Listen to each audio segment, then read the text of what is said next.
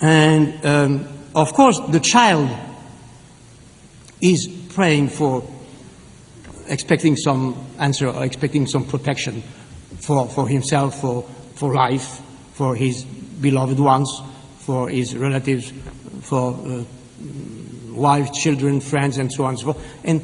But I can't tell if I'm praying someone invisible, transcendent one, or if I'm praying precisely these other ones in myself that I want to address out of love and for the protection of their lives. Now, I'm already too long. Okay.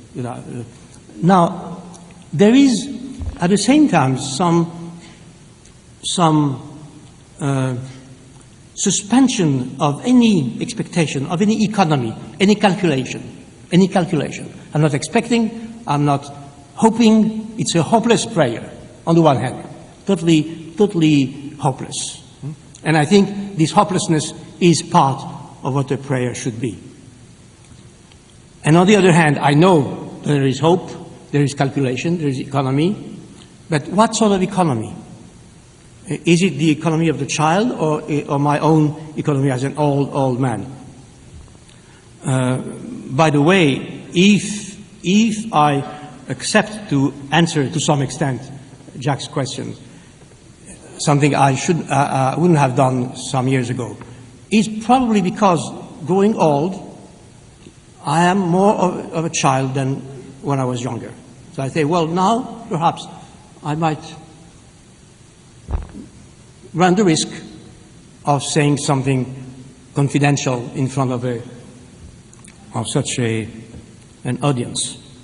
So the calculation, if there is a calculation, and obviously there is a calculation, despite the uncalculable hopelessness that I mentioned earlier, there is a calculation. That calculation, if I wanted to describe it briefly, would take the following form.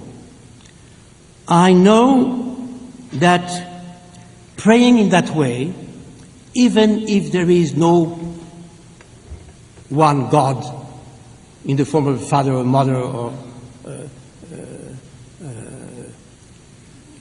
receiving my prayer, I know that by this act of praying in the desert, out of love,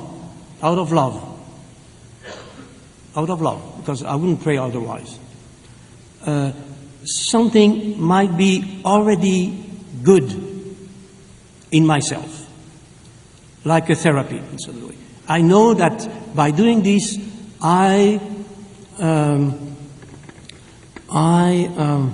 try, not necessarily succeed, but I try to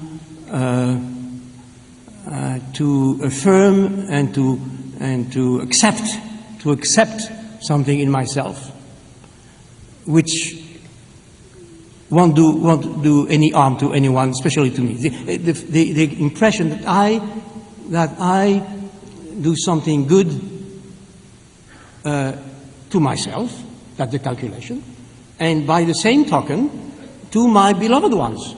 If through this prayer I am a little better and reconciled, and if I give up any calculation, because of this calculation about around the incalculable, I can become better for myself, narcissistically, but to become better narcissistically is a way of loving in a better way, or being more lovable for our beloved ones. So that's a calculation. It's a calculation which tries to integrate the incalculable. And this, when I pray, it's a mixture of all these in the same instant, the same words or same gestures.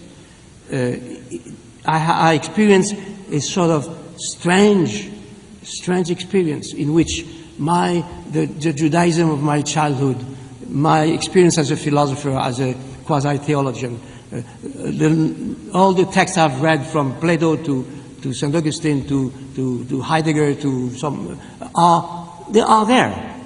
They constitute my world, the world in which my prayers praise. Okay, and that's the way I pray. Sometimes in a given and